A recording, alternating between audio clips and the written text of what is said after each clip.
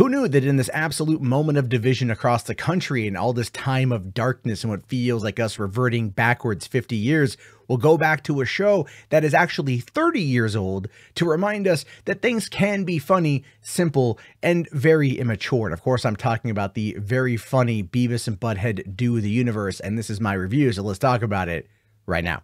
Hey, what's going on, everyone? Matt Jarbo here, 3 Buck Theater, and last night I was sick. I felt like crap. I just was like, I don't want to do anything. It hurt to talk. It hurt to cough. It hurt to do anything.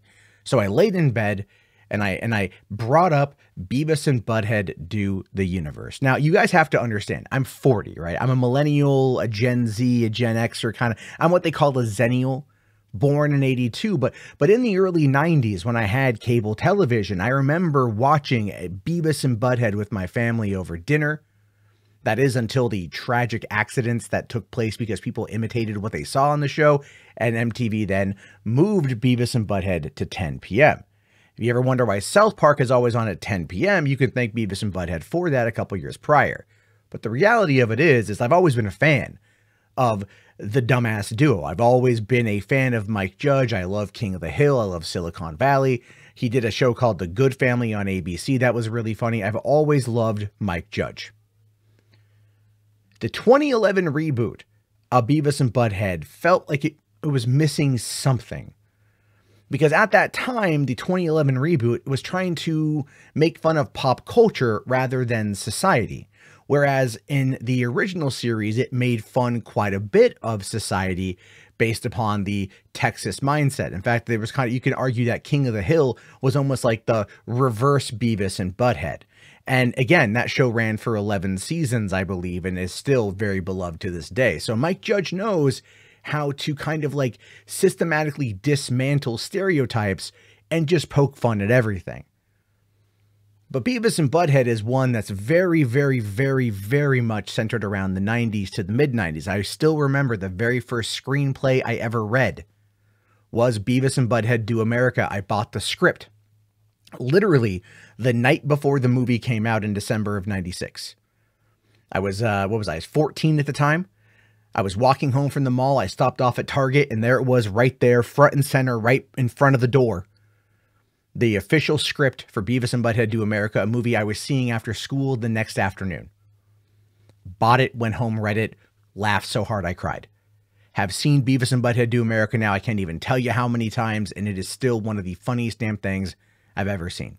So when they announced Beavis and Butt-head Do the Universe was coming as a Paramount Plus exclusive movie, I had to check this thing out.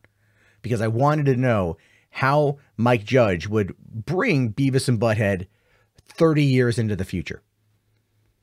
As weird as it is to say, as very weird as it is to say, Beavis and Butt-head didn't really have that much trouble bringing themselves into the modern age. And I say this because there's a pendulum of where society was. PC culture was a big, big thing in the early 90s. South Park made fun of it quite a bit in the late 90s, but Beavis and Butt-head very much lampooned it in the early 90s. And as a result of that pendulum being where it was, it went back the other direction.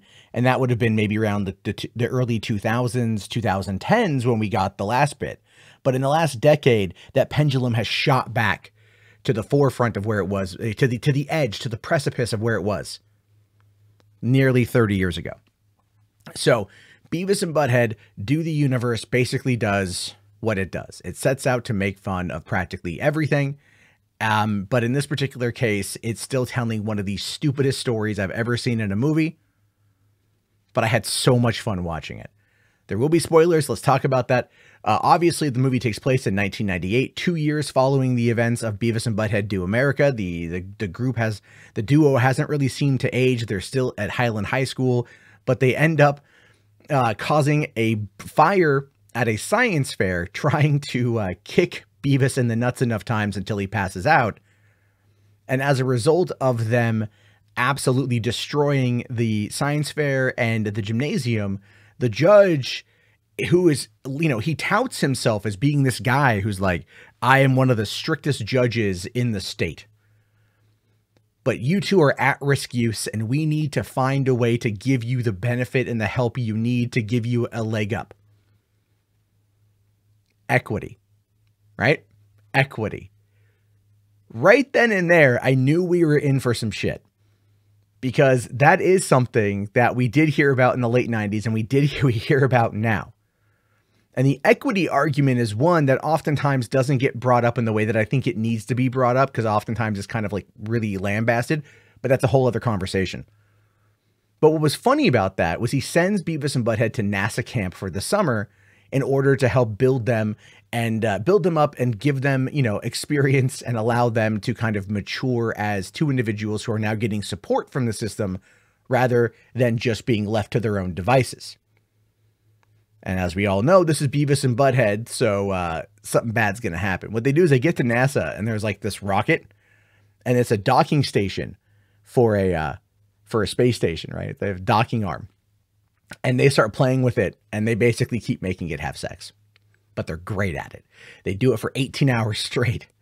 And the astronauts are like, well, we should bring these guys with us because it's really good PR. You know, at-risk youths going into space to handle this very monumental thing. So they all run through space. They go through the training. But Beavis and Butthead believe that they're going to have sex with Serena, the astronaut who is leading the ship, because of the things that she says. And of course, the insinuations and all the innuendo and everything else. But they're really good at this robot arm thing. And that ends up getting them on the ship. And it's, I mean, like at one point, it's not, you watch the trailer and it shows them just like going up and down like this. But at one point, like Beavis moves the arm and it starts like jerking it off. And the astronauts are completely oblivious to what's happening. And they're like, oh my God, he's using the arm to steady the shaft to get it to dock it with the station, you know, and they're all happy with it. I mean, it's like, it is very sexually suggestive. And I was dying with laughter watching that thing. And then from there, they get up to space and they F around, they break the telescope. They end up destroying the International Space Station, kind of causing a conflict with Russia. But they only have enough oxygen for 5 out of the 7 people to get back. So Serena's like, I'm just going to sacrifice myself. The captain will go down with the ship. But then Beavis and Butthead follow her and she realizes that they're just idiots. So she casts them out. She hits them with an arm, casts them out into space, thinking they've sacrificed themselves. No one will ever know what I've done. The boys, basically Interstellar 2014's third act, this shit, which I still think was the weakest point of that whole movie, but they basically go through a black hole and end up in 2022, Galveston, Texas.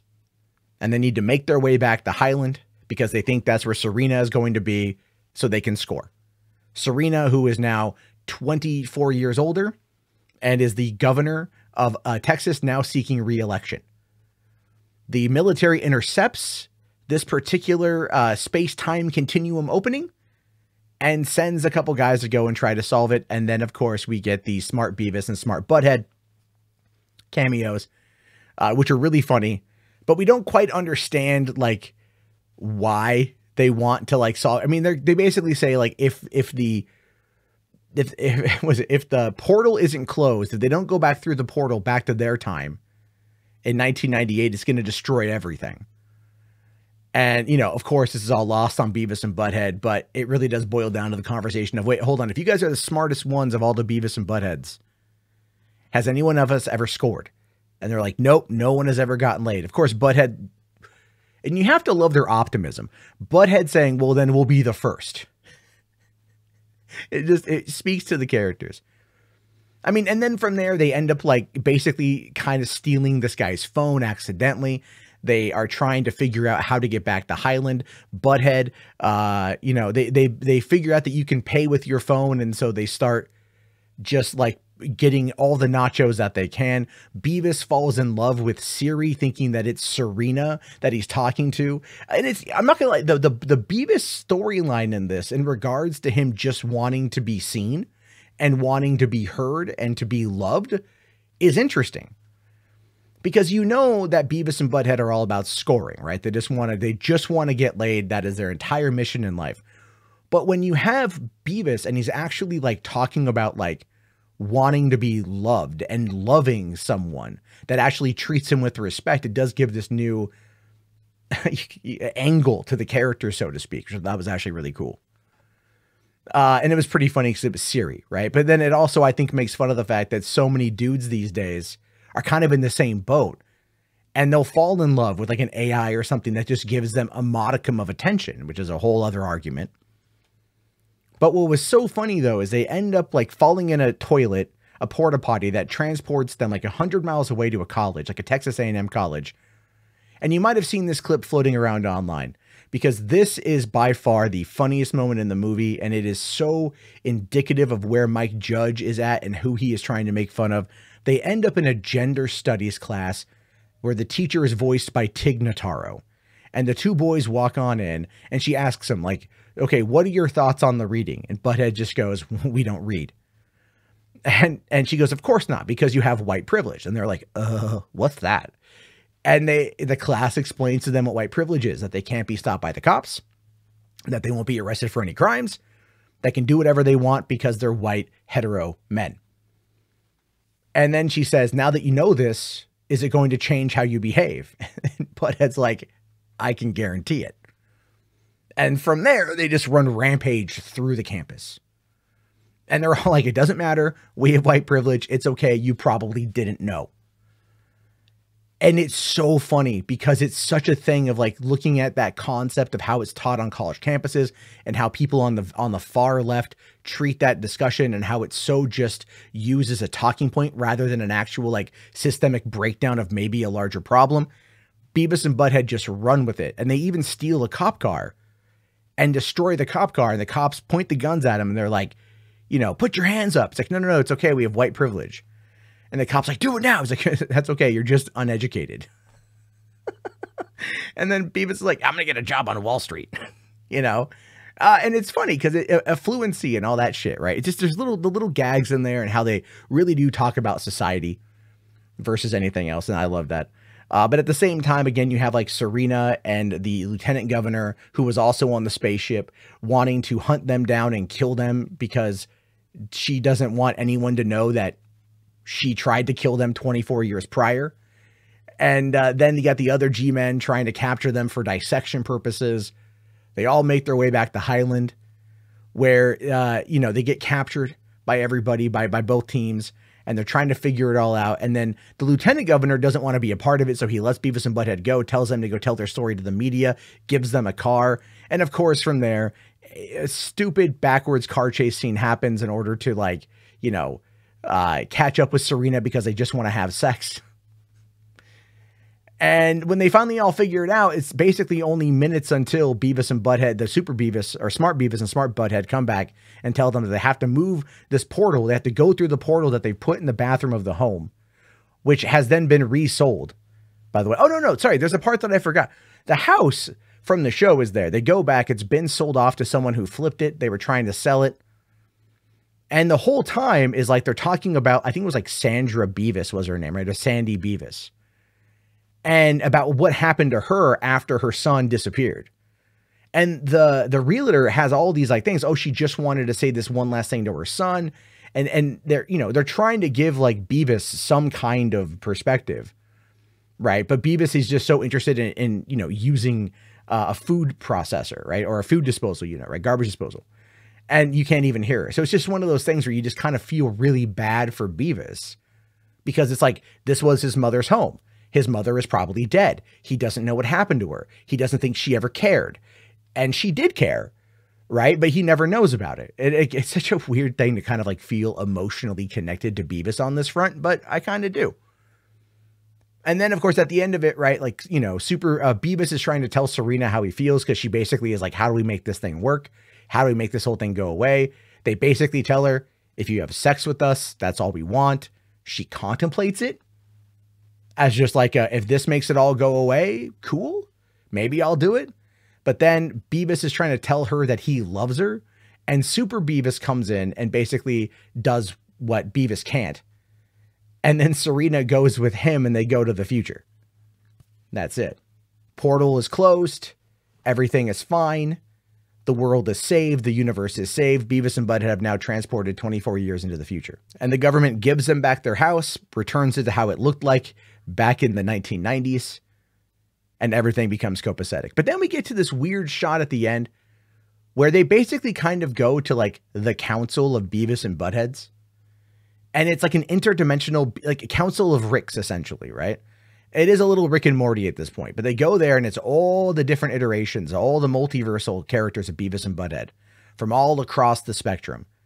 And Smart Beavis and Smart Butthead approach the king and queen, who are also Beavis and Butthead. And we find out that Smart Beavis actually scored. And that Smart Butthead watched by climbing into a bag at the end of the bed and watching from inside the bag. And they actually gave Beavis a medal saying, I scored, and Butthead won that he watched. But then we also found out that Serena had sex with him once and then disappeared. And she's not returning anyone's calls. Weird ass movie, man. Weird ass movie, but I loved it. I loved it. It was such a nice throwback to the early 90s, mid 90s of Beavis and Butthead. It felt fresh. It felt new. It also felt very familiar at the same time. I don't know what they're planning to do with this new revival show of having Beavis and Butthead be older. The show actually, the movie at one point showed the older Beavis and Butthead, and they could have actually like gone and been a part of that. You know, that's where the movie could have ended leading into the new show. But I'm glad that it didn't. Keep them there, right? Or send them back to the 90s to give us more, you know, Tom Anderson, Principal Vickers, Mr. Dresden, you know, like all of those other characters that we know that were all pretty much voiced by Mike Judge. They have cameos in the early part of the film, but like nothing from them really. So that part's unfortunate.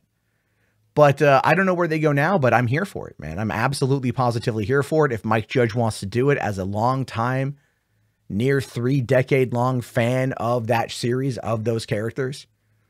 I mean, I have the Beavis and Butthead experience on CD and cassette tape. You know, I had the Beavis and Butthead trading cards complete with the scratch and sniff. You know, I watched all the shows. I got all the specials on VHS. Massive Beavis and Butthead fan.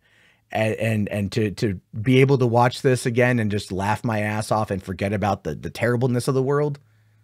Thank you to Mike Judge on that one. What are your thoughts on Beavis and Butthead Do the Universe? Let me know down in the comment section. I look forward to hearing your thoughts on it, good, bad, or the other. Anything you guys want me to check out and review, let me know as well. I'll talk to you all later. Have yourself a great night, and peace out.